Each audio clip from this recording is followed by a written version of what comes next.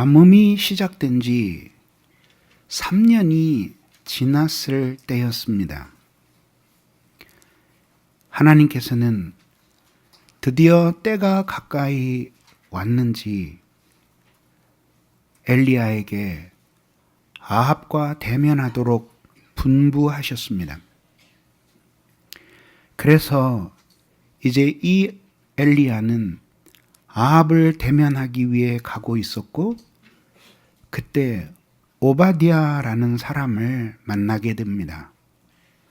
이름의 뜻은 하나님의 종이라는 그런 이름을 가진 사람이었습니다. 이 사람은 정말 이 캄캄한 배교의 시대에 신앙의 순수성을 잃지 않았던 사람이었습니다.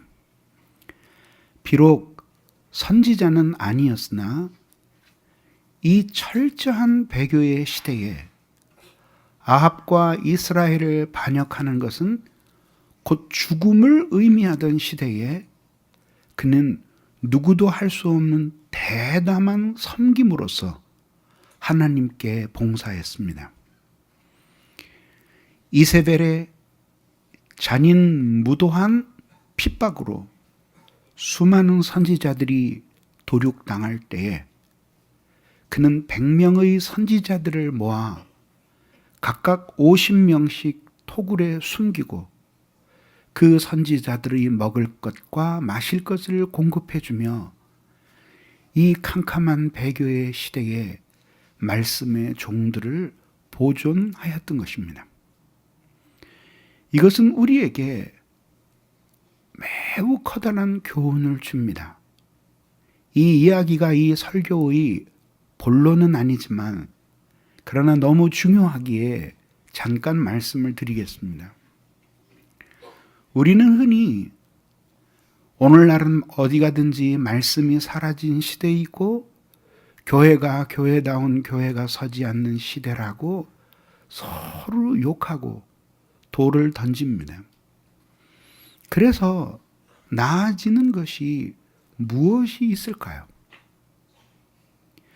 그렇게 싸우고 서로를 비난하는 이 일에 몰두할 시간에 우리 시대는 어쩔 수 없다고 하더라도 다음 세대에는 그래도 이 말씀의 빛이 온 누리를 밝히게 하려면은 지금 자라나는 자녀들을 잘 교육시키고 지금 하나님의 선지자의 길을 가려고 하는 주의 종들을 온 마음을 다해서 하나님을 추구하며 학문에 헌신할 수 있도록 그들을 돕는 것이에요. 그러니까 그것은 결코 공허한 투자가 아니라 미래의 우리의 자손들을 위한 투자이고 더 넓게 보면 미래의 보편교회를 주님 앞에 세우는 가장 확실한 길이에요. 교회 건물을 세우고 그리고 무엇인가 이렇게 가시적인 사업을 하는 것들은 시간이 흘러가면 사라져버릴지 모르지만 하나님의 사람들을 세우는 것, 그들이 온전한 마음으로 하나님을 찾고 추구할 수 있도록 교회에서 신앙적으로 어린 세대들을 단련하고 소명을 받은 사람들이 온전히 하나님을 탐구하고 헌신하는 그 일에 몰두할 수 있도록 그들의 그 일을 위해서 섬기는 사람들. 결국 이 오바댜의 집안이 그 후에 하나님께 큰 축복을 받습니다. 하나님이 보실 때 얼마나 귀하겠어요. 사라져갈 선지자들을 100명이나 굴 속에 가두어서 떡과 물로 섬기고 그들의 목숨을 보존하였습니다. 아무튼 결국 이 선지자는 담대하게 아합을 대면했습니다. 그리고 아합에게 감히 제안을 했습니다. 바알과 아세라 선지자들을 모두 모으십시오. 정말 그들이 섬기는 신이 하나님이신지 아니면 내가 섬기는 하나님이 참 하나님인지 왕이 한번 판단하십시오 라는 것이었습니다. 이세벨 같으면 단칼에 죽여버렸을 텐데 이 사람은 그렇게 모진 사람이 아니었고 신앙이 있었다고 말할 수는 없지만은 이세벨 같이 그렇게 막대먹은 그 배교적인 사람은 아닌 흔적이 남아있어요. 그래서 온 지파의 지령을 내려서 그래서 바알 그리고 아세라 선지자들을 모두 모았습니다. 그랬더니 850명의 선지자들이 모였어요. 조금도 주눅들지 않고 이 갈멜산에서 백성들에게 외쳤습니다. 마치 여호수아가 이스라엘 역사의 비탈길에서 오늘날 너희는 섬길 자를 택하라. 강 건너 저편에서 너희 조상들이 섬기던 그 신인지 여호와 하나님인지 둘 중 하나를 택하라고 했던 것처럼 이 사람도 똑같이 정말 누가 참 하나님인지 너희는 둘 사이에서 머뭇거리지 말고 결단하라고 강력하게 촉구했고 백성들은 이 열렬한 연설에 대하여 일체의 대답이 없었으니 그들 가운데 퍼진 그 배교가 얼마나 보편적이었는가 하는 것을 보여주는 것입니다. 이제 가뭄이 3년이나 흘렀고 선지자들은 대부분 모두 도륙을 당했고 오죽했으면은 이 엘리야가 나 혼자 남았다고 말할 정도로 그렇게 철저한 배교의 시대에 여호와의 이름을 부르고 그 종교에 찬동하는 자들이 색출되어 죽임을 당하는 것 같은 이런 핍박의 배교의 시대에 살고 있을 때 도대체 엘리야는 어디에서 그런 확신이 나타났는지 불타는 마음으로 이제 이 850명의 바알과 아세라의 선지자들, 악한 아합과 이세벨의 전폭적인 정치적 지원을 받는 이 사람들과 대결하게 되었던 것입니다. 우리가 깨달아야 할 것은 하나님은 배교의 시대에 부흥을 주신다는 것입니다. 교회의 역사를 보면 하나님의 강력한 부흥은 언제나 어두운 배교의 시대, 신앙이 형식화되고 사람들의 마음속에 하나님을 향한 진정성이 사라지던 시대에 하나님의 큰 영광이 나타나는 이런 커다란 부흥이 일어났던 것입니다. 이것은 공동체적으로만 사실인 것이 아니라 우리 개인적으로도 사실입니다. 여러분들 한번 생각해 보십시오. 우리가 일상적으로 은혜를 받을 때뿐 아니라 특별히 어떤 한순간에 부흥이라고 이름 붙이고 싶을 정도로 개인적으로 하나님을 깊이 만나는 초월적인 사랑의 역사가 있습니다. 큰 회개와 영적인 각성을 동반하고 하나님의 거룩하고 초월적인 은혜가 우리에게 강력하게 임하는 놀라운 역사가 있습니다. 이때에 여러분들은 모두 죄 가운데 있거나 곤고하거나 방황하거나 하나님 앞에 불결하였었습니다. 어느 한순간 캄캄한 지성을 찢고 하나님의 진리의 선명한 빛이 나타났고 그 거룩함에 비답해서 여러분들은 자신이 얼마나 비참한지를 예전에는 몰랐는데 그때 깨닫게 되었습니다. 그러면서 하나님 앞에 거룩하신 하나님을 발견하고는 눈물을 흘리게 되었습니다. 그 전까지는 돈이 없는 것, 얼굴이 못생긴 것, 사업이 안 되는 것, 위기를 만난 것, 인간관계가 어려운 것, 이런 등등으로 괴로움을 당하고 내 인생이 불행해진다고 생각했지만 그 찬란한 빛이 들어오는 순간 가장 슬픈 것은 거룩하신 하나님 앞에 내가 너무 불결하고 더러운 존재라는 것을 깨달은 것이었습니다. 물론 우리는 아무도 완전한 사람이 없기 때문에 때로는 넘어지고 쓰러지고 불순종하고 미끄러지기도 합니다. 그러나 넘어지고 미끄러진 모든 사람들이 항상 자신의 죄에 대해서 진지하게 생각하는 것은 아닙니다. 그런데 그 각성의 빛이 말씀과 함께 우리의 마음속에 들어올 때, 그때 강한 빛으로 다가와서 하나님 앞에 회개할 때 예전에 경험해 본 적이 없었던 초월적인 은혜를, 일생을 살면서도 늘 경험한다고 말할 수 없는, 감히 그것을 모두 풀어서 사람들에게 말해주고 싶지 않은 주님과의 깊은 개인적인 만남인 부흥을 경험하게 됩니다. 그렇기 때문에 관점의 차이입니다. 만약에 우리가 절망적인 관점에서 보면 교회의 역사가 계속 내리막길로 가고 이제는 하나님의 교회가 명맥을 이어갈 수 없을 것처럼 보여요. 근데 사실은 그것이 어떻게 보면 부흥을 위하여 기도하라는 메시지이고 부흥의 때가 가까이 다가왔다고 하는 하나님의 사인일 수 있는 거죠. 개인적으로도 마찬가지예요. 이제 내 신앙이 다 내려가고 이제는 더 이상 어떻게 붙들 것도 없고, 그리고 어떻게 주님을 더 붙들려고 할 수도 없고, 과연 이게 나의 믿음이었는가라고 나 자신에게 묻고 싶을 정도로 아무것도 없는 인생의 비탈길로 내려갈 때가 있어요.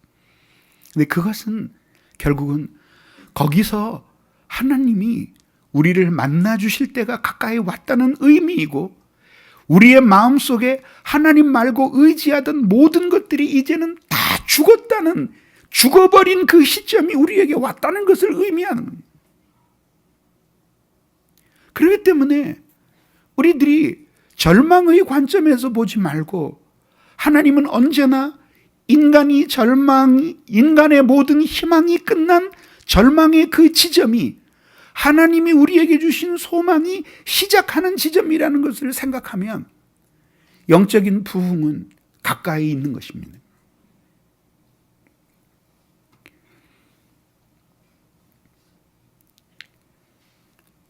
하나님은 이스라엘 역사에서 이렇게 하나님이 일하셨습니다. 그들은 지금 매우 비참한 지경에 있었고, 이제 여호와 하나님을 향한 신앙은 이스라엘에서 완전히 맥이 끊어지는 것 같았습니다.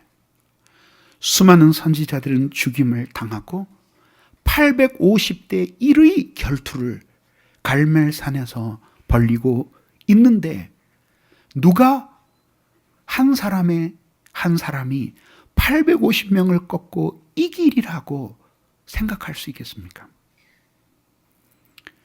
그러나 하나님은 큰 부흥을 주셨고, 여기서 850명의 선지자들이 모두 엘리야의 손에 도륙당하고, 그리고 850대 1의 싸움에서 이겨 수많은 백성들에게 하나님이 살아계신 것을 보여주었습니다.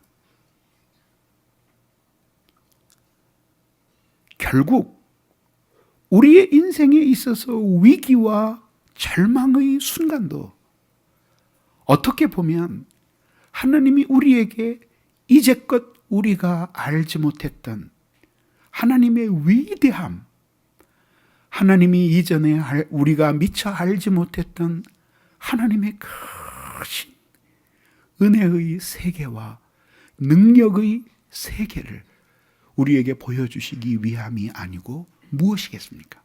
적어도 우리는 이러한 희망의 선상에서 우리 인생의 밤중을 바라볼 수 있어야 한다는 것입니다. 그러면 이때에 도대체 하나님은 이 엘리야에게 이처럼 큰 부흥을 주어 배교의 세력들을 단숨에 목을 분지르도록 만들어 주셨는데, 도대체 엘리야가 이 갈멜 산에서 어떤 믿음을 가지고 어떻게 했길래 하나님께서 이에게 이렇게 응답하셨을까를 통해 인생의 어두운 밤을 지나는 우리에게 주시는 교훈을 찾고자 하는 것입니다. 첫째는 그는 하나님의 영광을 구했습니다. 자, 3년 6개월 가까이 비가 오지 않았습니다. 자, 이제 이스라엘 온 땅에 절실하게 필요한 것이 무엇입니까? 무엇입니까? 이스라엘 온 땅에 절실하게 필요한 것이 무엇입니까? 비예요. 하나님이 하늘을 열고 큰 비를 부어주셔서 모든 생명을 다시 살아나게 하시는 것이었어요.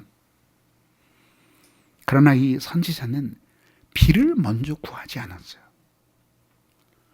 오히려 그는 36절에서 하나님의 영광을 간절히 구했습니다.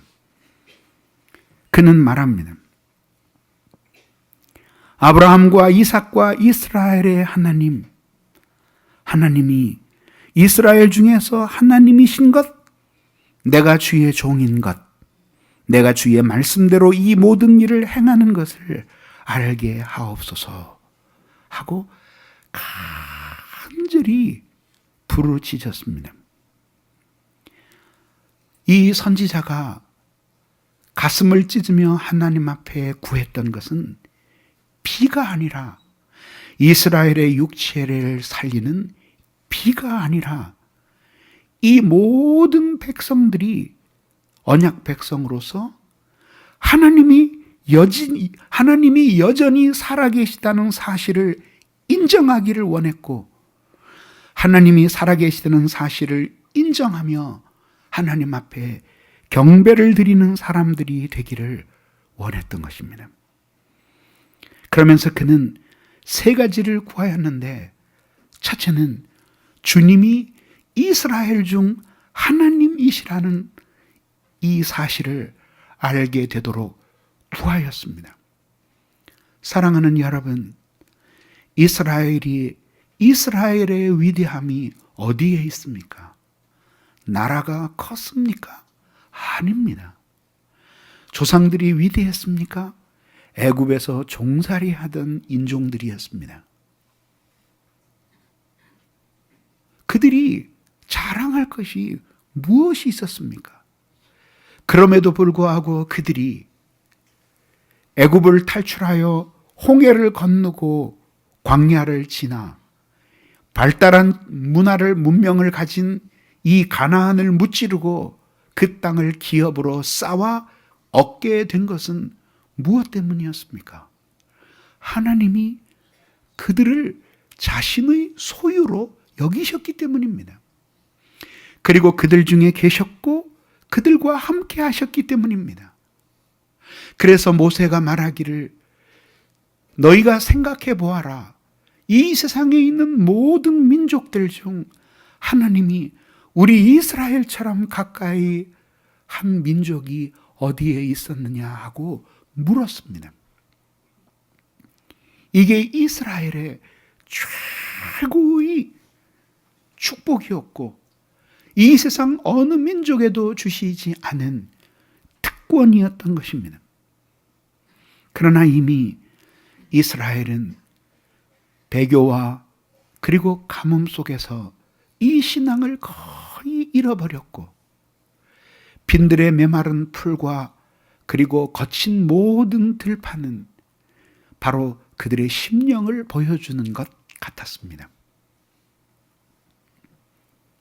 이러한 상황 속에서 하나님은 이스라엘 중에 하나님이 하나님이심이 알려지기를 간절히 구하였습니다. 사랑하는 여러분, 여러분들이 인생의 캄캄한 밤중을 지나고 사망의 음침한 골짜기를 지날지라도 여러분들의 관점을 여러분 자신의 고통과 괴로움 하나에 고정시키지 마십시오. 오히려 여러분들은 눈을 들어 거룩하신 하나님을 주목하셔야 합니다. 그리고 하나님이 우리를 당신의 자녀로 부르시고 그 하나님이 영적인 이스라엘인 우리 교회 가운데 계신 것이 얼마나 커다란 복인지, 이 세상 어느 민족도 이 무한한 복을 누린 백성들이 없다는 사실을 생각하면서 하나님 앞에 깊이 감사하는 마음을 가지셔야 합니다. 관점의 이동입니다. 그거는 놀라운 우리의 생각의 전환을 가져오는 것입니다.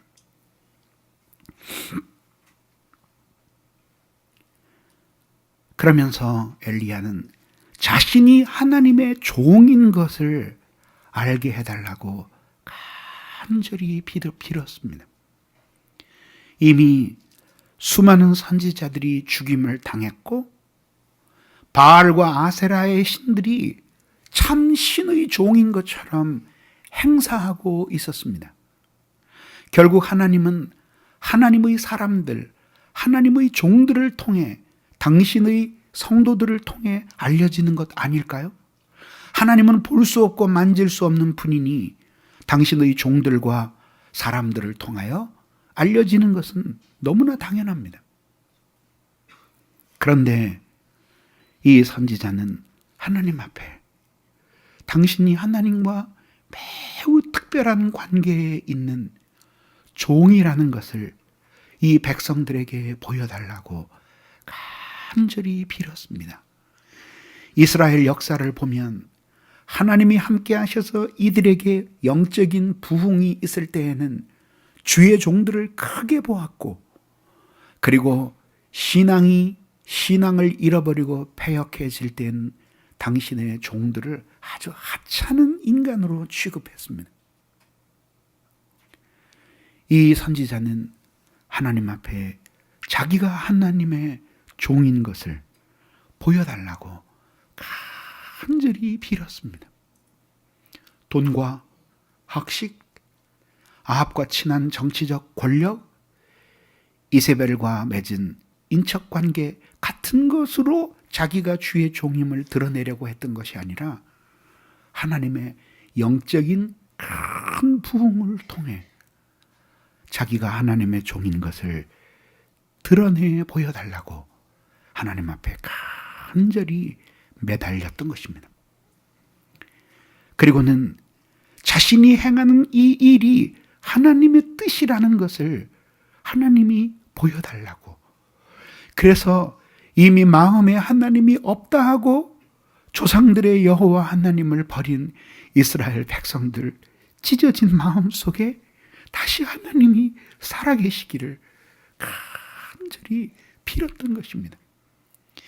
이미 이 배교는 전국적으로 전 이스라엘 속에 일어나고 있었고, 선지자가 한 사람 한 사람씩 불러 설득하고 따진다고 해서 해결될 수 있는 문제가 아니었습니다.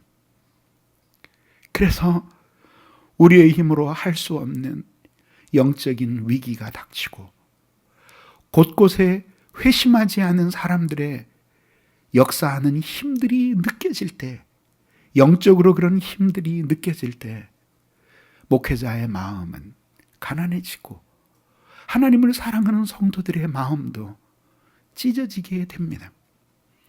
그래서 모두들 춤추고 노래하는 때에 주님을 아는 사람들은 교회 어느 한 구석에서 눈물로 기도합니다. 그들은 그렇지 못한 성도들에 비해서 완전한 사람들이 아닙니다.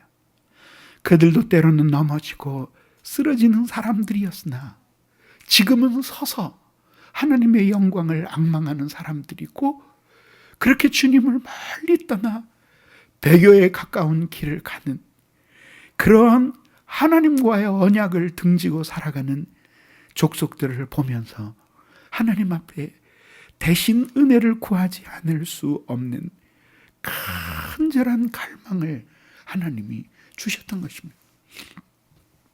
교회의 위대한 힘은 바로 이런 마음을 가진 사람들, 하나님이 우리에게 하나님이신 것과 그리고 주의 종이 주의 종인 것과 그리고 하나님이 우리가 행하는 이 일을 하나님이 기뻐하신다는 지식이 주님의 교회에 가득하기를 갈망하는 지극히 연약한 성도들의 흐느끼는 기도 소리가 교회에 가득 찰 때 부흥은 매우 가까운 것입니다.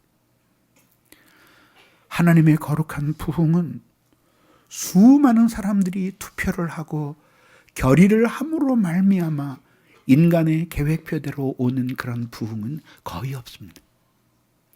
부흥은 언제나 흐느끼는 몇 명의 하나님의 종들, 사랑하는 하나님의 자녀들의 신음소리와 같은 기도로 시작이 됩니다.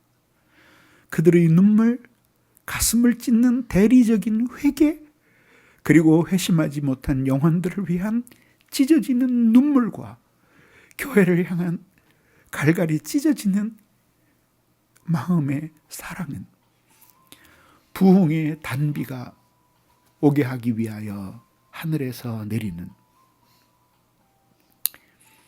증거의 구름입니다. 이렇게 엘리야는 하나님의 영광을 간절히 구하였고 하나님은 이 간절한 기도에 응답해 주셨던 것입니다. 이렇게 인생의 관점을 하나님께로 바꾸고 그리고 여러분들의 인생을 새로운 시각으로 바라보게 되기를 주님의 이름으로 빕니다. 두 번째는 하나님의 약속을 믿었습니다. 그는 말합니다.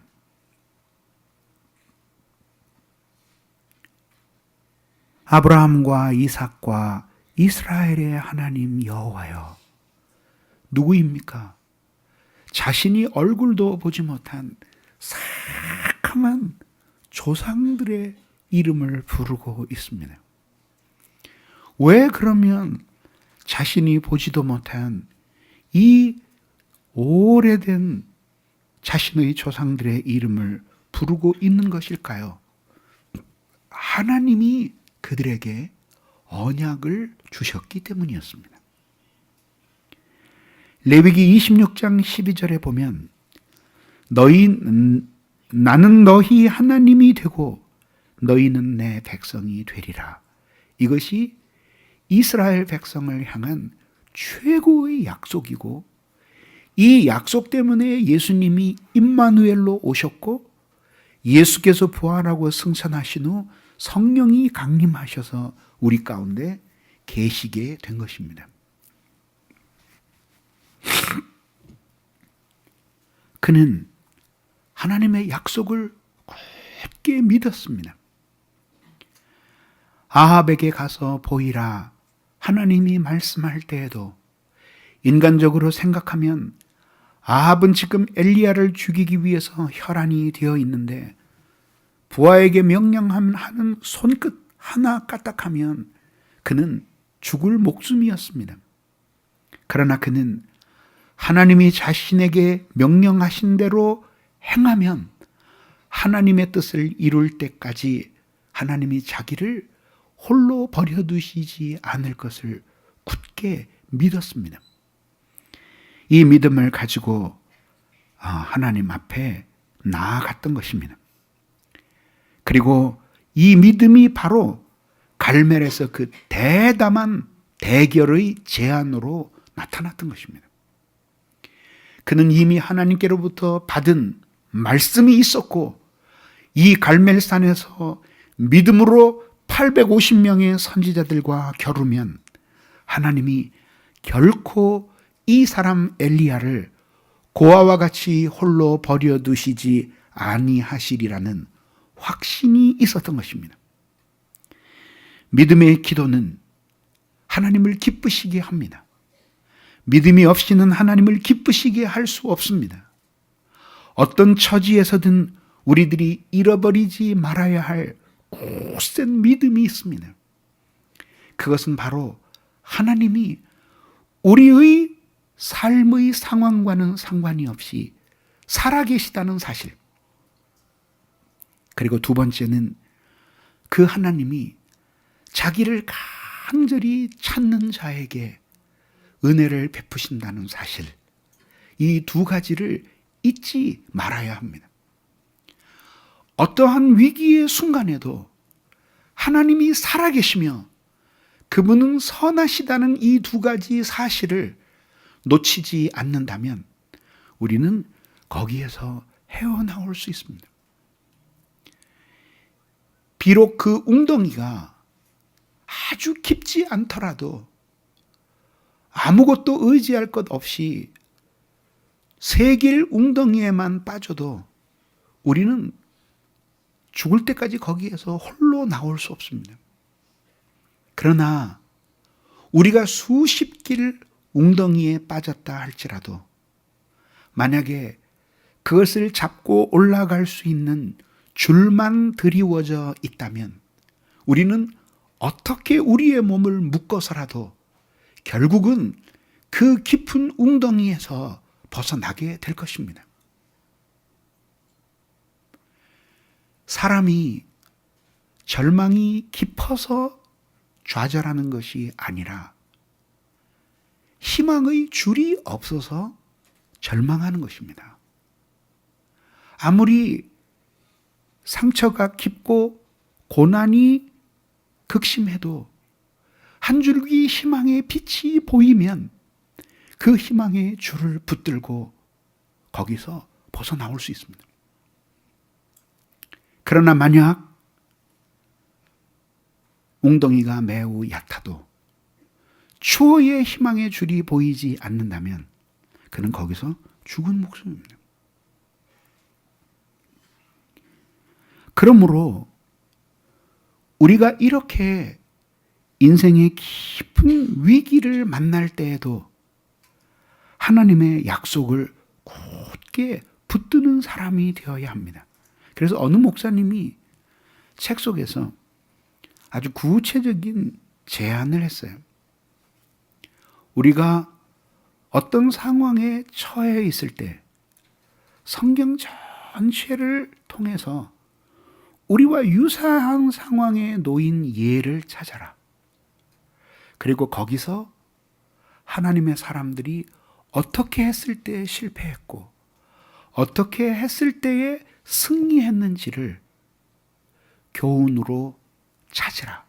그리고 그것을 자신에게 적용하라고 말입니다.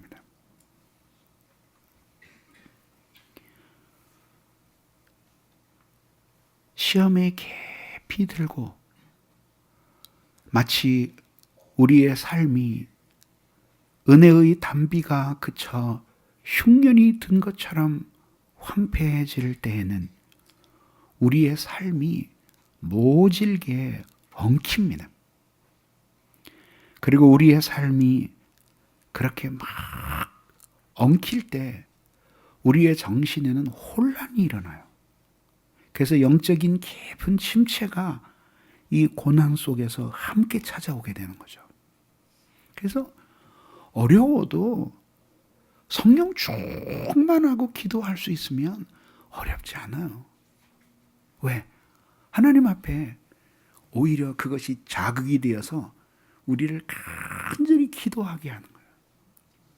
그래서 어떤 때에 우리의 마음속에 은혜가 많이 남아있고 마음으로 하나님을 정직하게 앙망하고 있으면 안 좋은 일이 일어나고 실망스러운 일들이 생겨나고 우리에게 고통이 찾아와도 우리의 마음속에 한편으로는 이걸 피하고 싶은 것이 아니라 하나님이 어떻게 이 상황들을 가지고 하나님이 살아계시다는 사실을 우리에게 드러내실까? 한편으로는 가슴이 설레면서 기대가 오는 거야. 근데 은혜가 사라지고 나면 그게 오는 게 아니라 힘이 없으니까, 하여튼 힘이 없으니까 우리에게 힘든 모든 일이 일어나면은 1차적으로 화가 나게 되고, 그리고 그러한 우리에게 괴로움을 준 사람이 누군가지를 찾아내게 돼요. 그리고 그 사람에게 모든 탓을 돌리면서 그 사람을 원망하고 미워하게 되는데, 이렇게 되면은 어쨌든 사람을 미워하는 것은 하나님 미워하는 것 다음으로 싫어하시는 죄이기 때문에 마음이 굳어지기 시작하는 거예요. 그렇게 하면서 이 마음이 강팍해지기 시작하는 거예요. 그런 강팍한 마음으로는 기도할 수가 없죠. 그러니까 원망의 말이 막 쏟아져 나오게 되는 거죠. 이 말은 다시 휘돌아 자신의 마음 속으로 들어가서 이 말에 합당한 마음이 되게끔 만드는 거예요. 이게 휘돌면서 이게 온통 이 사람의 정신과 이 모든 것들이 악과 더불어 부딪히고 고통을 받으면서 자기도 아주 악한 사람이 되어가는 거예요. 이렇게 악하고 더러운 사람이 되어가면서 자신이 망하는 거예요.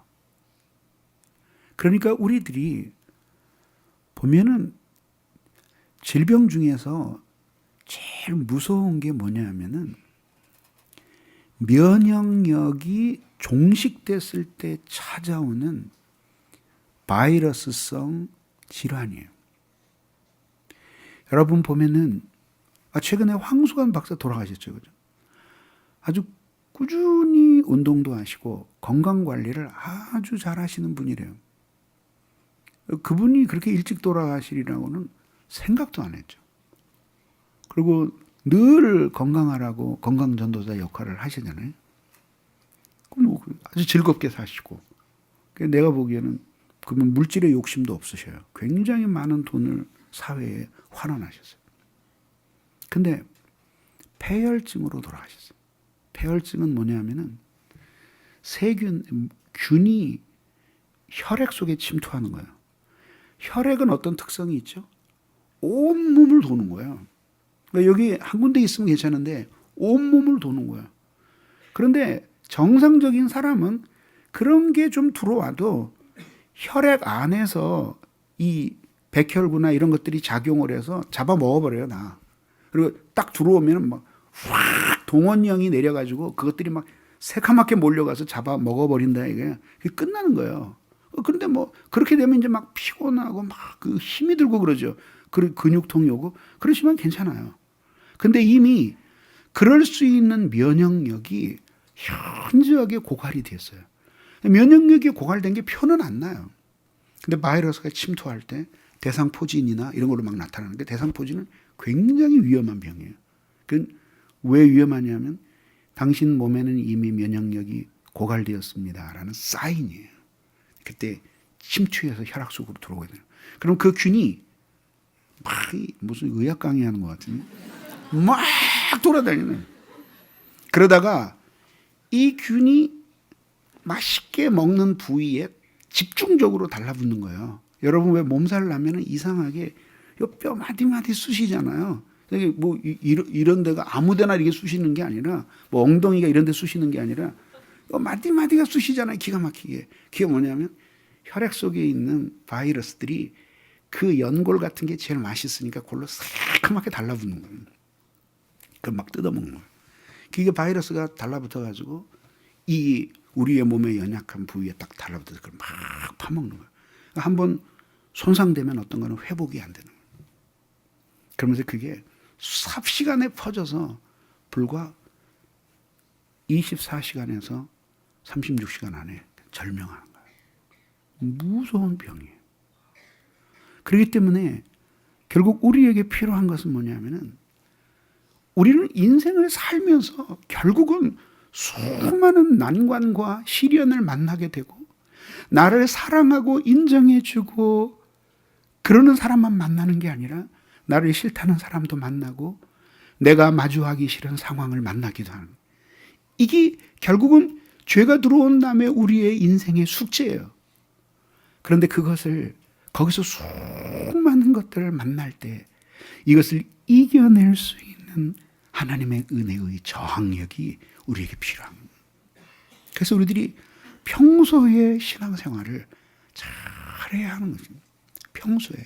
그러니까 어떤 위기가 일어났을 때에 막 금식하고 기도원으로 뛰어 올라가고 기도받으러 사택으로 뛰어오고 하는 그런 게 아니라 이렇게 평안할 때 마음의 중심을 흐트리지 않고 주님께 모으고 하나님 앞에 간절히 기도하고, 또 혹시 하나님 앞에 불순종했으면 용서를 빌고 회개하고 주님의 은혜를 구하고 하면서 새롭게 신앙의 길로 나아가는 이런 삶을 하나님 앞에서 살아야 된다는 거예요.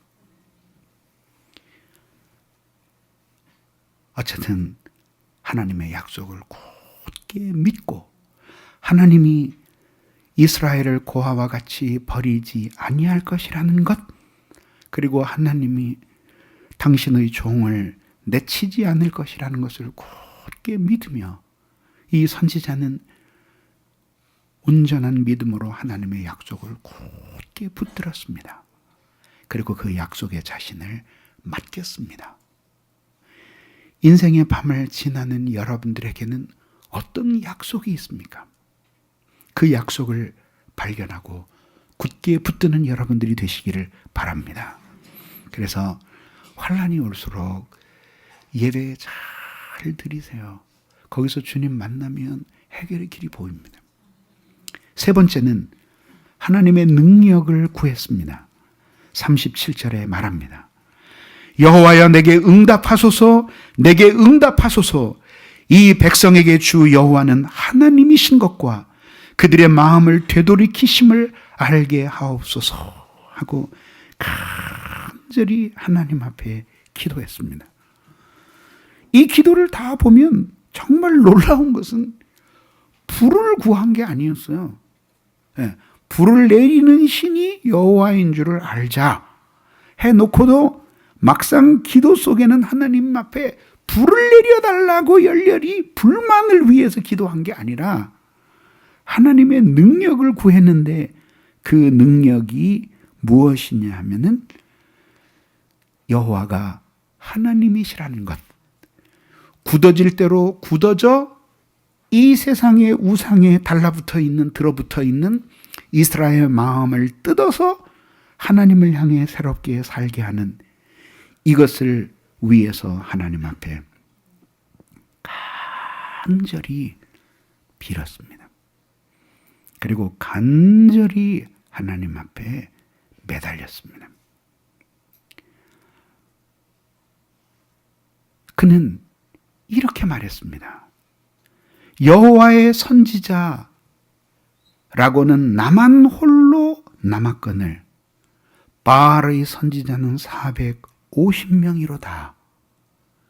이게 낙심할 이유가 된 게 아니라, 그러므로 이들과 맞설 수 있는 사람은 나밖에 없다 하고 이 선지자에게 강력한 힘을 주는 이유가 되었던 것입니다. 이게 무엇 때문이죠?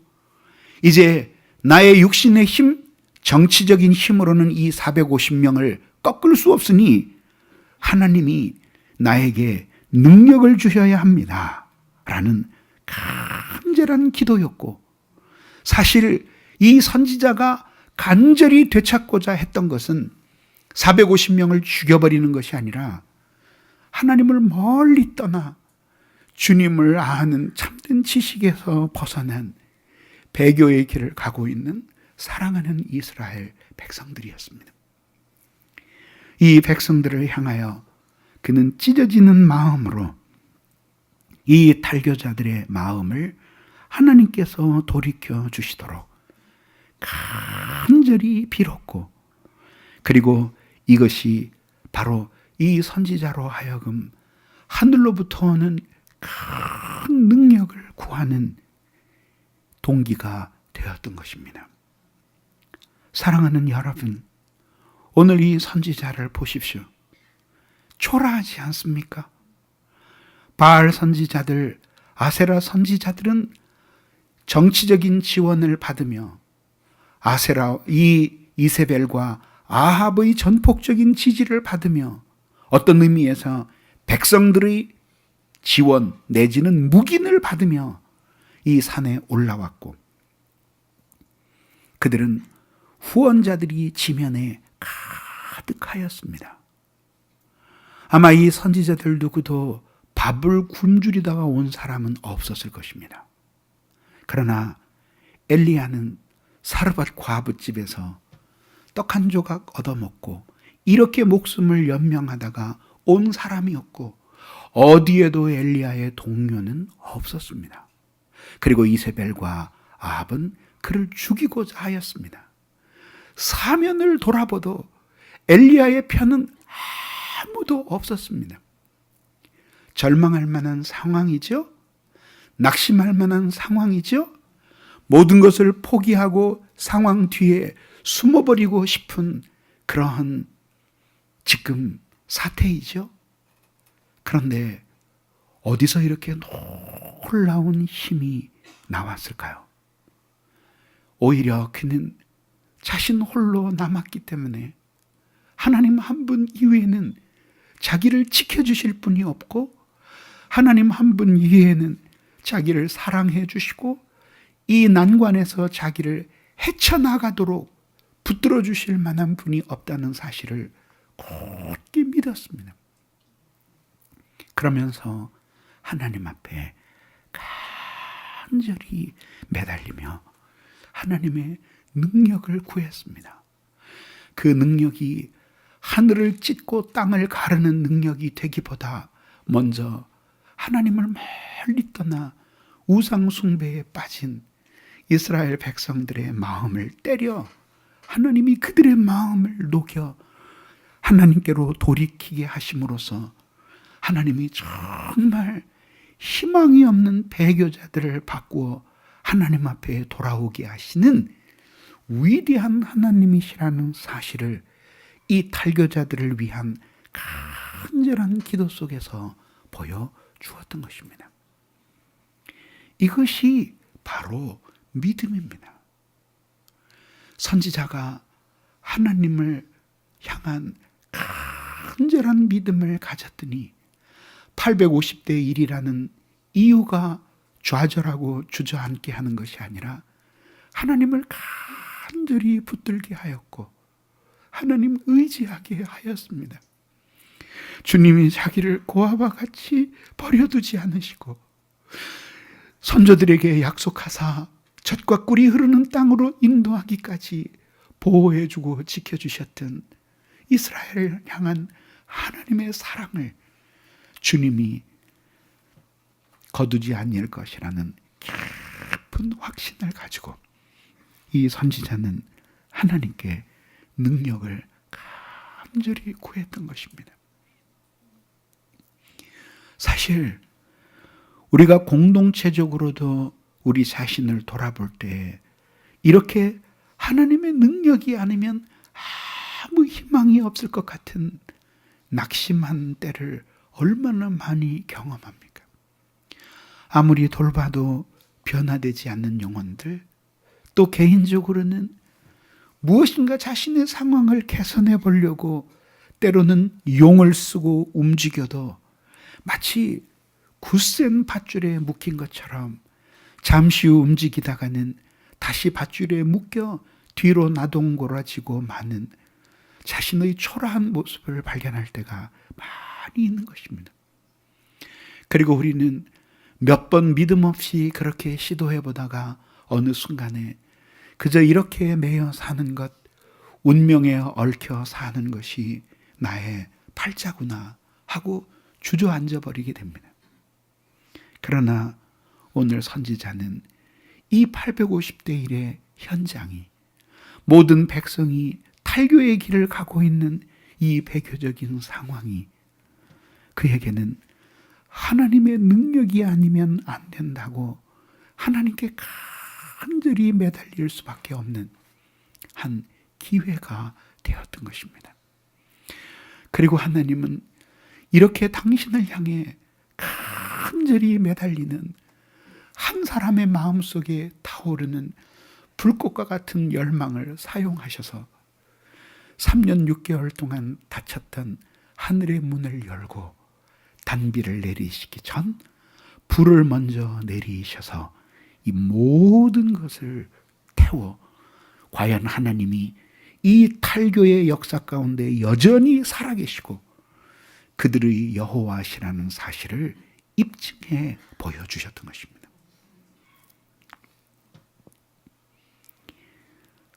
이렇게 선지자가 하나님의 영광을 구하고 약속을 믿고 능력을 달라고 하나님 앞에 매달렸는데 그는 단지 믿고 기도만 한 것이 아니었습니다.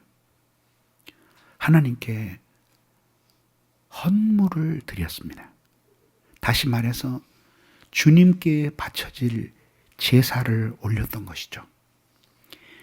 12개의 돌로 제단을 쌓아 12지파를 상징하였고 그 위에 송아지 한 마디를 잡아 각을 떠서 장작을 쌓고 그 위에 올려놓았습니다. 밑에 땅을 파서 곡식이 약 15리터 정도 들어갈 수 있는 홈을 팠고 그리고 아마도 그것은 물이 흘러내리지 않게 하기 위함이었던 것 같습니다. 그리고는 12지파를 상징하듯이 4통씩 3번에 걸쳐 12통의 물을 그 위에 흠뻑 부었습니다. 그러니 그것이 불 붙는다고 하는 것은 하나님의 기적이 아니면 안 된다는 것을 보여주기 위함이었죠. 그리고 하나님 앞에 간절히 빌었습니다. 그리고 하나님은 하늘을 열고 부흥을 주셔서 당신의 불을 이 모든 제단 위에 내려 이 모든 돌과 흙과 나무와 물과 송아지를 모두 태워버렸습니다. 우리는 종종 하나님 앞에 기도만 할 뿐 하나님 앞에 헌신이 없는 사람들이 있습니다. 또 어떤 사람들은 헌신할 뿐 부흥을 위해서는 기도하지 않는 사람들이 있습니다. 여러분도 여러분들의 인생의 문제를 해결하기 위해서 애를 쓰시겠죠. 하나님을 의지하고 매달려 기도하라는 것은 모든 것을 포기하라는 것이 아닙니다.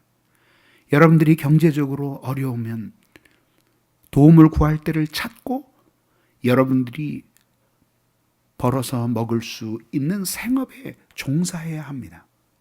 그리고 하나님 앞에 자신의 그러한 노력으로 문제를 해결할 수 있을 것이라고 믿지 말고 하나님께서 은혜를 부어주심으로써 이 모든 것을 해결할 수 있다는 믿음을 가지고 하나님 앞에 간절히 매달려야 합니다. 그리고 또 하나님 앞에 간절히 기도하는 사람들은 반드시 그렇게 행할 수 있도록 하나님 앞에 기도하며 실제로 그런 삶을 살아야 합니다. 기도하는 것과 실제로 살아가는 것이 융합이 되면서 우리를 시련에서 건지고 교회를 영적인 침체에서 하나님이 회복시키시는 것입니다. 이렇게 이 선지자 엘리야는 호를 단신으로 850명의 이 거짓 선지자들과 맞섰고 그리고 그는 죽음을 두려워하지 않는 헌신으로 하나님 앞에 간절히 매달리며 하늘로부터 오는 불을 기다렸습니다. 이제 하나님은 3년 6개월 동안 비를 내리시지 않았고 마지막 이제 이 재앙을 그치고 비를 내리실 때에 하나님이 그냥 하시지 아니하고 엘리야라는 이 사람을 통해서 당신의 큰 권능을 보여주심으로 불로 내리시는 하나님의 응답을 나타내셨던 것입니다.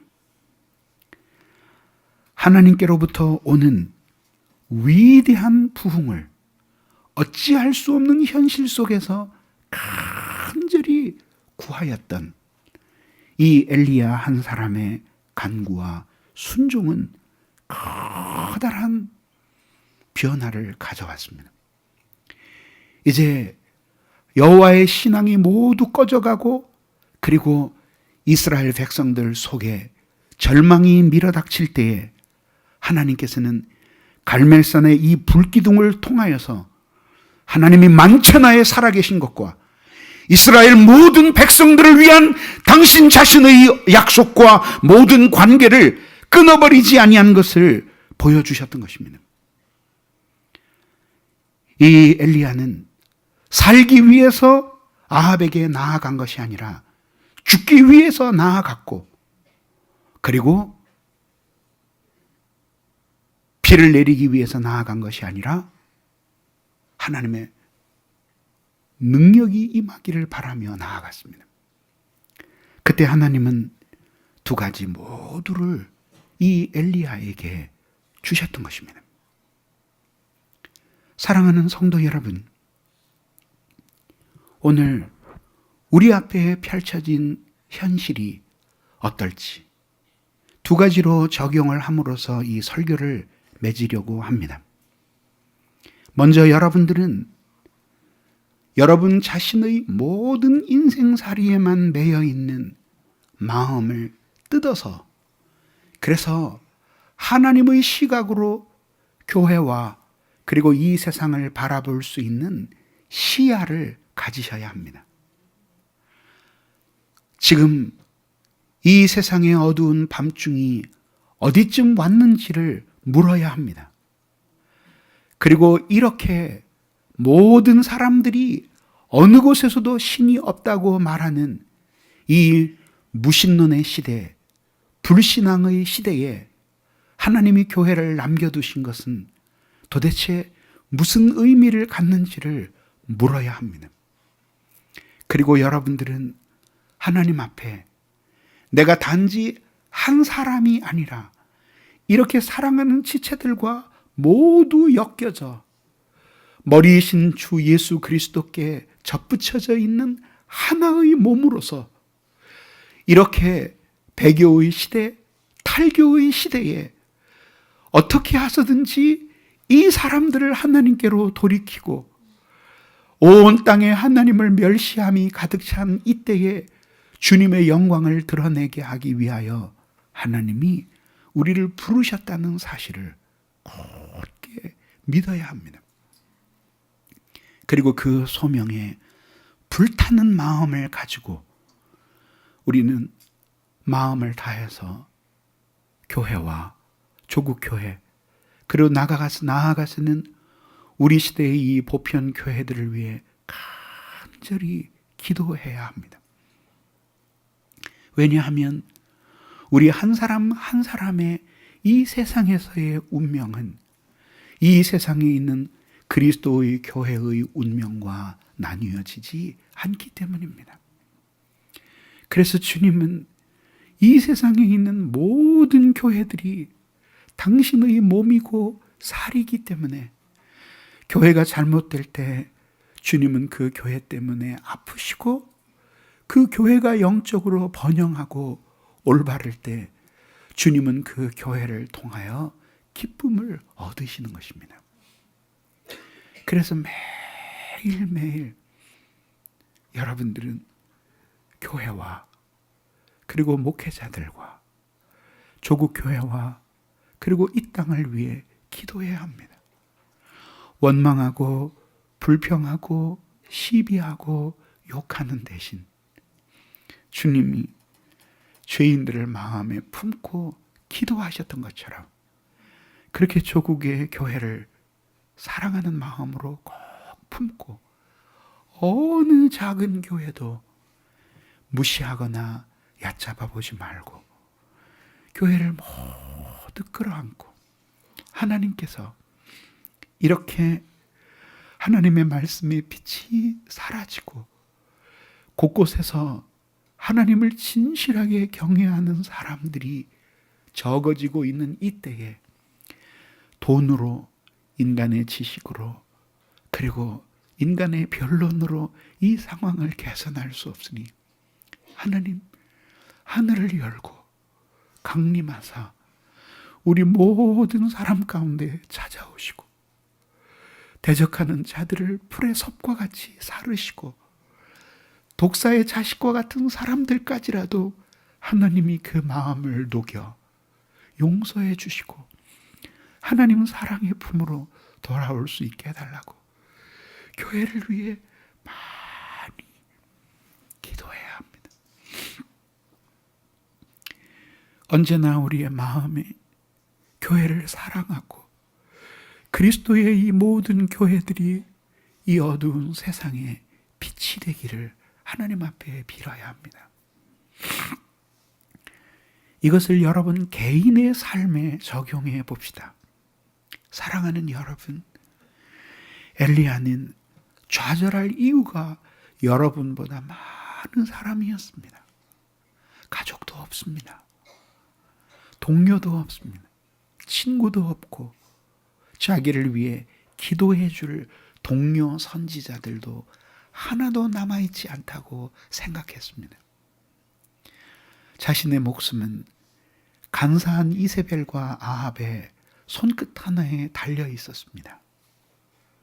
자, 이 정도면 주저앉아서 눈물을 흘리다가 절망할 만하죠. 그런데 그렇게 하지 않았습니다. 이 선지자가 만약 그렇게 했더라면 얻을 수 있는 것이 무엇이었겠습니까? 그래서 이 선지자는 이러한 배교의 시대를 살면서 하나 터득한 것이 있습니다. 믿음이 이기네, 믿음이 이기네, 구주 예수를 믿음이 온 세상이 이기네. 믿음으로 사는 것입니다. 하나님은 정말 공평하시고 사랑이 많으신 분입니다. 믿음으로 사는 사람들을 이 성경에서 고난을 받지 않는다든지 항상 달콤한 일만 있다고 말하지 않습니다. 오히려 믿음으로 사는 사람들은 고난을 받지만 승리한다고 말합니다. 믿음으로 신앙의 길을 걷는 사람도 때로는 눈물을 흘리지만 하늘 위로가 있다는 사실을 성경은 우리에게 말하고 있습니다. 여러분 한번 생각해 보십시오. 우리가 이 세상에서 죄인으로 방황할 때 예수 그리스도를 알게 되었습니다. 나 홀로 이 세상에 버려진 줄 알았는데 주님이 나를 사랑하시고 나 같은 죄인을 죄악의 깊은 계곡에서 건져내기 위해 낮고 천한 이 세상에 오셨다는 복음을 들었습니다. 그래서 주님이 당신의 피로 우리를 구원해 주시고 우리는 하나님 앞에 진노의 자식들이었으나 하나님의 그 무한히 크신 사랑과 은혜가 예수 그리스도의 속죄의 피를 우리의 가슴에 발라 우리를 구원해 주었습니다. 그리고 우리는 나 같은 죄인을 살려주신 하나님의 그 크신 은혜가 너무 감사해서 이제는 주님의 뜻대로 살겠노라고 다짐했을 때 우리가 이 세상에 기대를 걸고 우리의 삶을 계속 살기로 다짐했습니까? 아, 이제 예수 믿었으니 복만 받을 거야. 부자도 되겠지. 그리고 잘생기고 돈 많은 남자도 만나겠지. 예쁜 아내도 만나겠지. 그리고 신나는 쾌락이 기다릴 거야. 그래서 우리가 하나님 이 세상에서 주님이 살게 하시는 날 동안 살아가게 도와달라고 빌었습니까? 아닙니다. 그 십자가의 품에서 우리가 곤고했던 우리의 인생의 날에서 돌이켜 깊은 웅덩이에서 헤어나와 주님의 품으로 돌아왔을 때 우리의 간절한 소원은 이 땅에서 얼마를 살게 하시든지 살아있는 날 동안 주님을 섬기는 것이었습니다. 이제껏 살아온 인생의 날들이 그런 좋으신 주님 대적하고 나를 구원해 주신 예수님 배반하면서 산 인생이었기 때문에, 그때는 어둠 속에 살며 무지하고 어리석었기 때문에 몰라서 그렇게밖에 못 살았지만, 이제 알게 되었으니까 그것이 1년이든지 2년이든지 잠시 머무는 이 세상에서 주님을 섬기며 살 기회를 달라고, 예전에 나는 악한 자요, 그리고 하나님 앞에 배신한 자요, 주님의 은혜를 거절한 포악한 죄인이었으나 이제 이 모든 것을 돌이키고 알게 되었으니 하나님이 나에게 당신을 섬길 수 있는 기회를 한번 달라고, 주님이 나에게 무엇을 주시든지 이 어두운 세상에 한번 불꽃처럼 타올라 주님을 보여드리는 삶을 살게 도와달라고, 그 이유 때문에 주님이 나를 위해 죽으셨으니 이제 나는 나를 위해 사는 것이 아니라 예수를 위해서 사는 것이라고 우리를 다 이루며 이 인생을 살게 되었던 것입니다. 바알 선지자들이 정오까지 울부짖으며 자신의 몸을 상처를 내면서 피를 보이기까지 하였으나 응답이 없었습니다. 저녁 때까지 하여도 응답이 없었습니다. 그러나 엘리야는 어둑어둑해지는 저녁 소재 시간에 하나님 앞에 간절히 매달리기 시작했고, 아마도 하늘로부터 불이 내릴 때에는 어두움이 내리기 시작하는 그 순간 어두운 밤하늘을 배경으로 찬란한 밝은 불꽃이 제물을 향해 내리 꽂혔던 것입니다.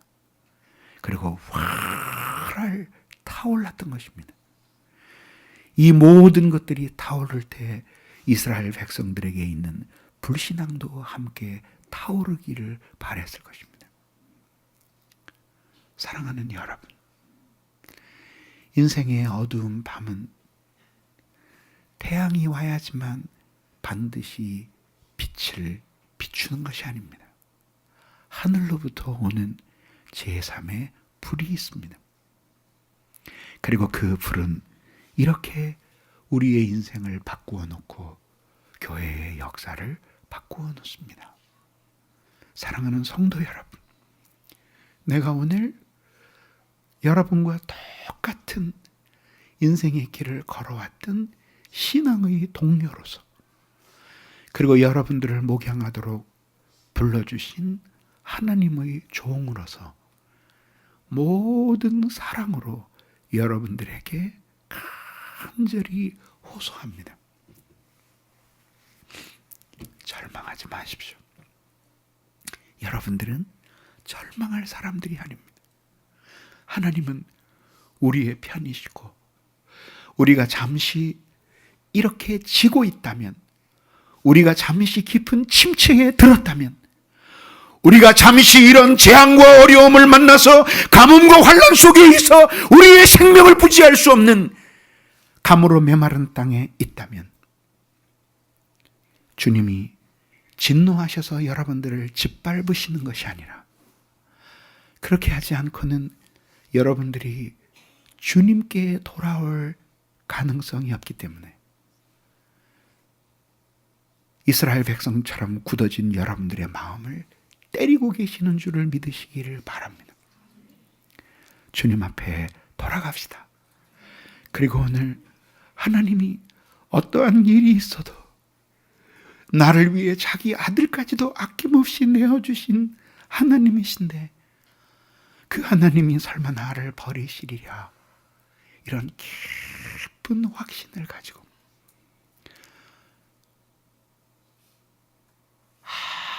아무 돕는 사람 없어도 홀로 갈멜산에서 주님을 찾았던 엘리야보다는 여러분들이 낫잖아요. 여러분들을 위해 기도하는 가족들이 있고 여러분들의 영혼을 위해 눈물 흘리는 목회자들이 있습니다. 그리고 무엇보다도 여러분들의 많은 허물과 모든 약점들을 받아주는 교회가 있고 그리고 예수님이 계십니다. 모든 사람들이 다 우리를 떠나도 우리는 주님을 떠날 수 없을 뿐만 아니라 주님이 우리를 놓아주시지 않습니다. 때리시고 어루만져